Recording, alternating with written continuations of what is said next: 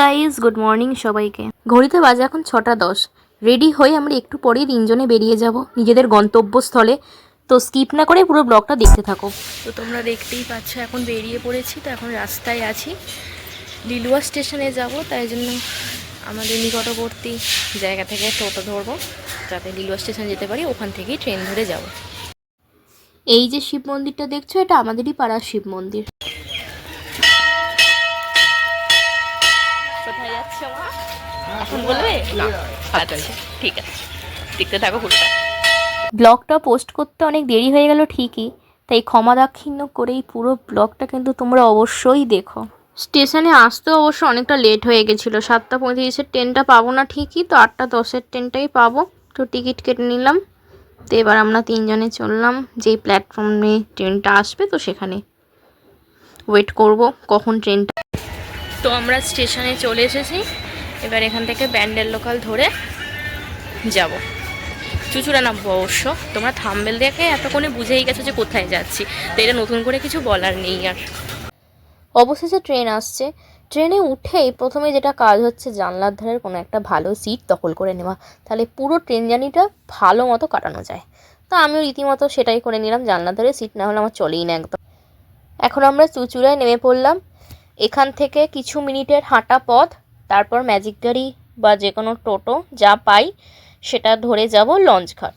দেখতে দেখতে আমরা লঞ্চঘাটেও চলে এলাম। এবার লঞ্চ ধরে যাব হচ্ছে নৈহাটি। বড়মার মন্দিরে আমরা অনেকবারই এসেছি ঠিকই, কিন্তু আমার কলেজে ওঠার পর মাকে এসে আর পুজো দেওয়া হয়নি, সেই কারণেই আরোই আসা আমাদের। আজকে একটা বিশেষ দিনেই আমরা নৈহাটিতে বড়মার মন্দিরে পুজো দিতে যাচ্ছি, তাই জন্য আজকে প্রচুর লাইন ছিল, প্রচুর লাইন। এতটা ভিড় হবে এতটা এক্সপেক্ট করিনি। তোমরা দেখো এই বিশাল লাইনে শেষ খুঁজতে খুঁজতেই আমাদের 10 মিনিট সময় লেগে গেছে। এতক্ষণ লাইনে দাঁড়িয়ে দাঁড়িয়ে কী করবো ভেবে পাচ্ছিলাম না, তাই সামনে একটা পার্ক ছিল, তো সেখানে টিকিট কেটে ঢুকতে হবে। তো টিকিট কেটে ঢুকে পড়লাম। দিদাকে একটা জায়গায় বসিয়ে রেখেছে যে, কারণ যেহেতু বয়স্ক অত লাইনে দাঁড়াতে পারবে না। আর আমি এখানে এই স্বপ্নবেদী পার্কে মাত্র 20 টাকা বিনিময়ে ঢুকেছি। তো চলো পার্কটা তোমাদের একটু ঘুরে দেখাই। আর নৈহাটি এসেছি বড়মার মন্দিরে, তো অবভিয়াসলি যাবই, বড়মার কাছে তো পুজো দেবই।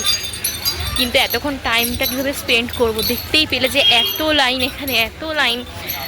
আর আজকে যেহেতু একটা অকেশন, এমনিতেই রয়েছে রাস পূর্ণিমা, গুরু পূর্ণিমা, তারপর অফিসিয়াল তো ছুটি রয়েইছে। তো এত কিছু মিলিয়ে আজকে প্রচুর ভিড়।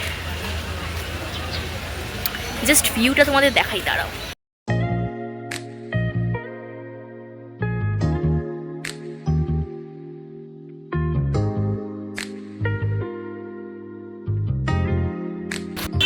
পার্কে এসেছি আর বাচ্চারা সেখানে যে রাইডসগুলো আছে সেটা চড়বে না, সেটা তো হয় না। যারা যারা পুজো দিতে এসেছে মানে সবাই তো আর লাইনে দাঁড়িয়ে নেই, তাদেরও মানে ফ্যামিলির লোকেরাও এখানে রয়েছে, সবই টিকিট কেটে ঢুকেছে এখানে। আমিও বাচ্চা হয়ে গেছি, বাচ্চাদের সাথে বয়সই বাড়ছে, কিন্তু বাচ্চাদের মতো যে দোলনায় চড়ার, ওটা যে কোনো বয়সেই চলে আমার তো মতে মনে হয়। দিল তো বাচ্চা হে জি। আর একটা ছোট বোনও দেখো, সেও চলছে, তো আমিও এখানে চলেছি দোলাতে। কিছুক্ষণ পর মা আমাকে ফোন করে যে অনেকটা লাইনের সামনে চলে এসেছি, তুইও চলে আয়। তাই আমি পার্ক থেকে যত তাড়াতাড়ি সম্ভব বেরিয়ে লাইনে ঢুকে যাওয়ার চেষ্টা করছিলাম। আর তারপর মা আর আমি মিলে কিনে নিয়েছিলাম পুজোতেই যা যা দরকার ডালা সামগ্রী সেটা, আর মায়ের জন্য প্রণামী হিসাবে একটা শাড়িও নেওয়া হয়েছিল। অবশ্য যেই দোকান থেকে আমরা ডালা কিনেছিলাম সেটা মন্দিরে অনেক কাছেই ছিল। অবশেষে মন্দিরের মূল প্রেক্ষাগৃহে ঢুকে পড়েছি। যত সামনে আসছি তত যেন বড়মাকে দেখার জন্য মনটা ব্যাকুল হয়ে উঠছে। এটাই হয়তো মায়ের লীলা, এত ঘন্টা লাইন দেওয়ার পরও কোনো কষ্ট অনুভব হয়নি যে এতক্ষণ লাইন দিয়েছি পায়ে ব্যথা করছে বা কিচ্ছু অনুভব হয়নি আমার। কথায় আছে না, ধর্ম হোক যার যার, বড়মা সবার। সত্যিই তাই। মায়ের রূপ দর্শন করা মাত্রই সব ক্লান্তি, যত দুঃখ যন্ত্রণা, বহির্জগতের যত যা রয়েছে সব যেন এক নিমিষের মধ্যে ভুলে গেছিলাম। শুধু দেখতেই থাকছিলাম মায়ের এই অপূর্ব রূপ।